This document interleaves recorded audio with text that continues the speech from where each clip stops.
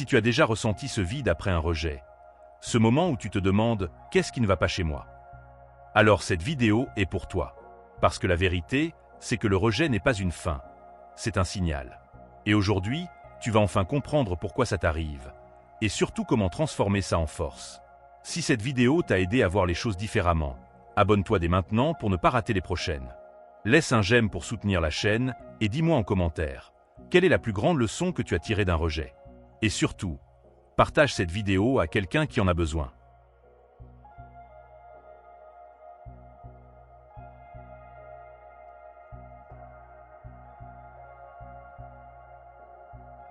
Le rejet est souvent vécu comme une attaque directe contre ta valeur personnelle.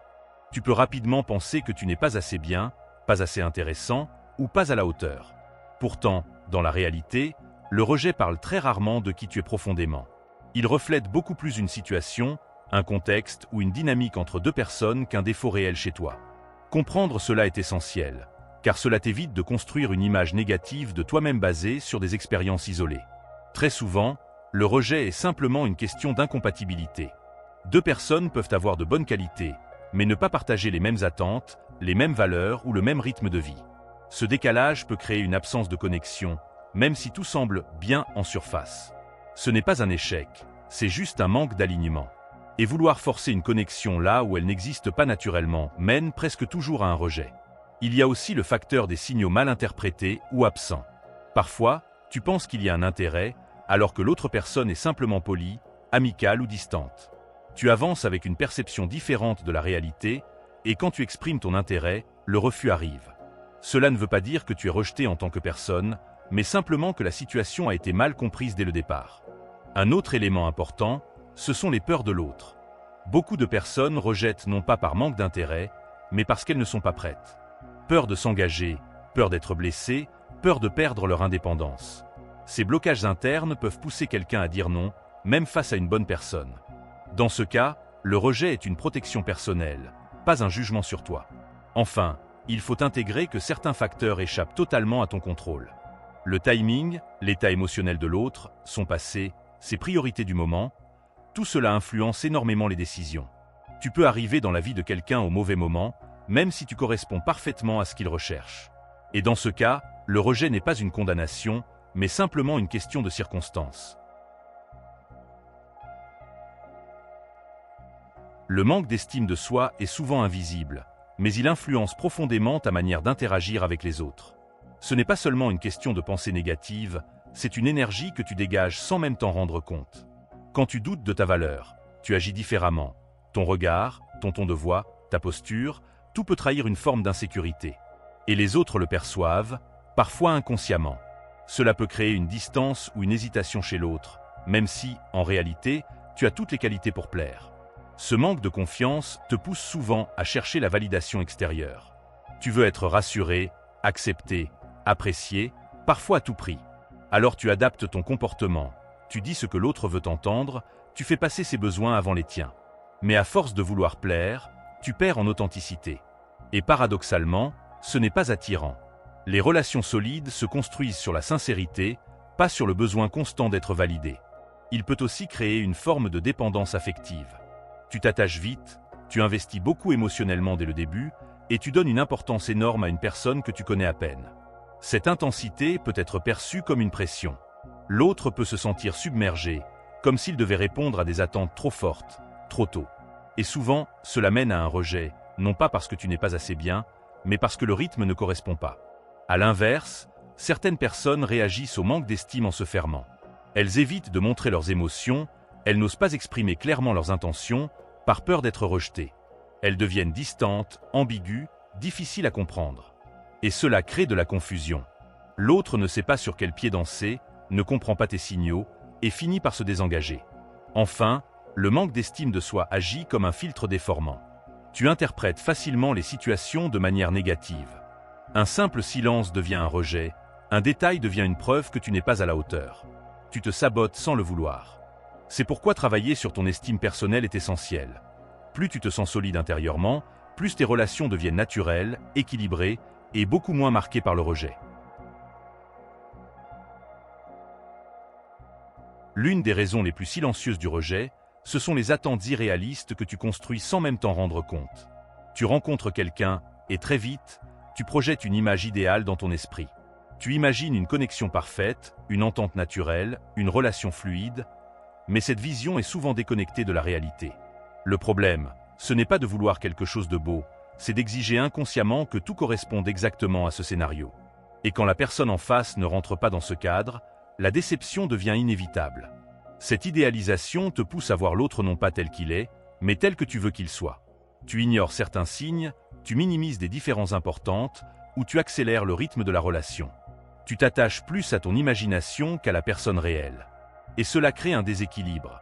Tu vis quelque chose d'intense dans ta tête, pendant que l'autre est encore en train de découvrir. Ce décalage finit souvent par provoquer une rupture ou un rejet. Chercher constamment la validation extérieure amplifie encore ce problème.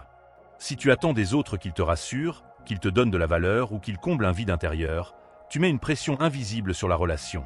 Tu n'es plus dans une dynamique naturelle, mais dans un besoin. Et ce besoin, même s'il n'est pas exprimé directement, se ressent. L'autre peut alors se sentir étouffé ou incapable de répondre à des attentes trop lourdes. Il y a aussi cette croyance que la bonne personne doit tout comprendre, tout accepter et ne jamais te décevoir. Mais aucune relation ne fonctionne ainsi. Chaque individu a ses limites, ses besoins, ses zones d'inconfort. Attendre une perfection émotionnelle ou une compatibilité totale, c'est ignorer la complexité humaine. Et plus tes attentes sont élevées sans être réalistes, plus tu transformes chaque interaction en test, que l'autre finit par échouer. Apprendre à ajuster ses attentes, ce n'est pas renoncer à ses standards, c'est revenir à quelque chose de plus sain et de plus réel. C'est accepter que chaque relation se construit progressivement, avec des imperfections, des ajustements et du dialogue. C'est aussi comprendre que ton équilibre ne doit pas dépendre d'une seule personne. Quand tu relâches cette pression, tu deviens plus léger, plus authentique, et paradoxalement, beaucoup moins sujet au rejet. Changer ta perception du rejet commence par une prise de conscience simple mais puissante. Ce que tu ressens ne vient pas uniquement de la situation, mais surtout de l'interprétation que tu en fais. Deux personnes peuvent vivre exactement le même rejet, mais en tirer des conclusions totalement opposées. L'une va se dire « je ne suis pas assez bien », tandis que l'autre va penser « ce n'était simplement pas la bonne personne pour moi ». Cette différence change tout. Apprendre à observer tes pensées, à les remettre en question, et à ne pas les considérer comme des vérités absolues est une étape essentielle pour reprendre le contrôle sur ton état émotionnel. Ensuite, il est important de comprendre que le rejet n'est pas un jugement global sur ta personne, mais une réponse à un moment précis, dans un contexte précis. Tu n'es pas rejeté en tant qu'être humain, tu es simplement refusé dans une situation donnée. Cette nuance peut sembler légère, mais elle est fondamentale. Elle te permet de ne pas généraliser, de ne pas te définir à travers une seule expérience, et surtout de ne pas laisser un événement isolé détruire ton estime personnelle. Plus tu arrives à dissocier qui tu es de ce que tu vis, plus tu deviens émotionnellement solide. Adopter une vision de croissance est également un levier puissant. Chaque rejet peut devenir une source d'apprentissage si tu prends le temps de l'analyser avec lucidité. Pose-toi les bonnes questions. Est-ce que j'ai été authentique? Est-ce que j'ai bien compris l'autre? Est-ce que j'ai respecté mes propres limites? L'objectif n'est pas de te critiquer, mais de t'améliorer. En changeant ta posture, tu passes de victime du rejet à acteur de ton évolution. Et cette transformation intérieure change radicalement la manière dont tu abordes tes relations futures. Il est aussi essentiel d'apprendre à accueillir tes émotions sans les fuir ni les amplifier. Le rejet peut faire mal, et c'est normal. Vouloir ignorer cette douleur ou faire comme si elle n'existait pas ne fait que la renforcer sur le long terme.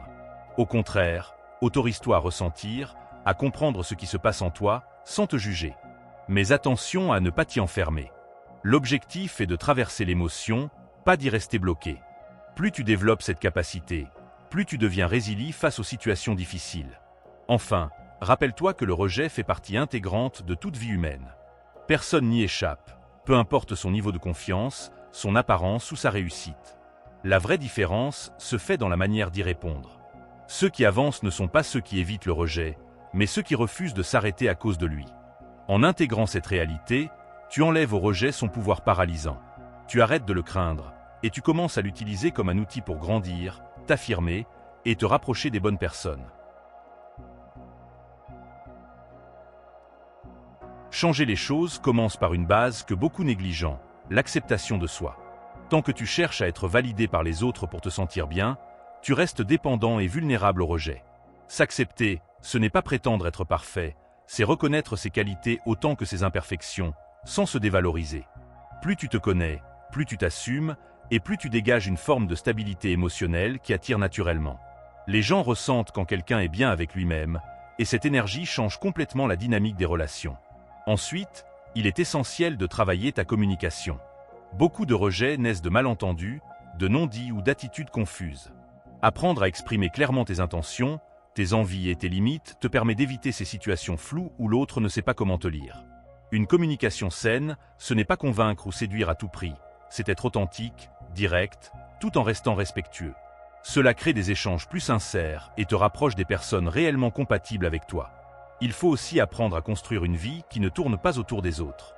Plus tu développes tes projets, tes passions, tes objectifs personnels, moins tu mets de pression sur tes relations. Une personne qui a une vie riche et équilibrée n'attend pas qu'une autre vienne combler un vide.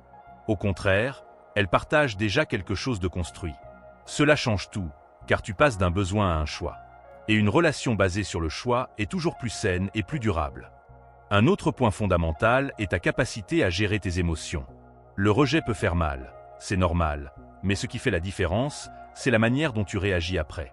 Apprendre à accueillir la douleur sans la fuir, sans la transformer en frustration ou en colère contre soi ou contre les autres, est une compétence clé. Plus tu développes cette intelligence émotionnelle, plus tu deviens résilient.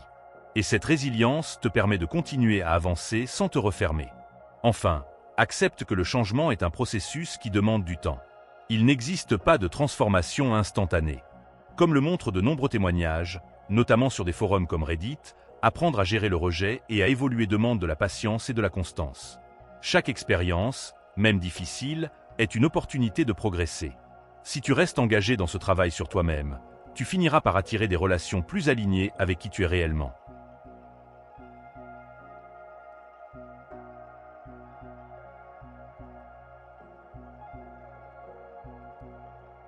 Au final, le rejet n'est pas là pour te détruire, il est là pour te rediriger. Il te montre ce qui n'est pas aligné, ce qui doit évoluer, et parfois même, ce qui n'était tout simplement pas fait pour toi. Plus tu arrêtes de le voir comme une attaque personnelle, plus tu reprends le contrôle de ta vie. Chaque rejet peut devenir une leçon, une prise de conscience, une étape vers une meilleure version de toi-même. Ce n'est pas agréable, mais c'est souvent nécessaire pour grandir, pour mieux te connaître, et pour construire des relations plus saines et plus solides. Rappelle-toi, ta valeur ne dépend jamais de l'acceptation des autres. La bonne personne ne te rejettera pas pour ce que tu es réellement. Et en travaillant sur toi, en changeant ta perception, et en avançant malgré les obstacles, tu finiras par attirer ce qui te correspond vraiment. Alors n'aie plus peur du rejet. Utilise-le, transforme-le, et fais-en une force.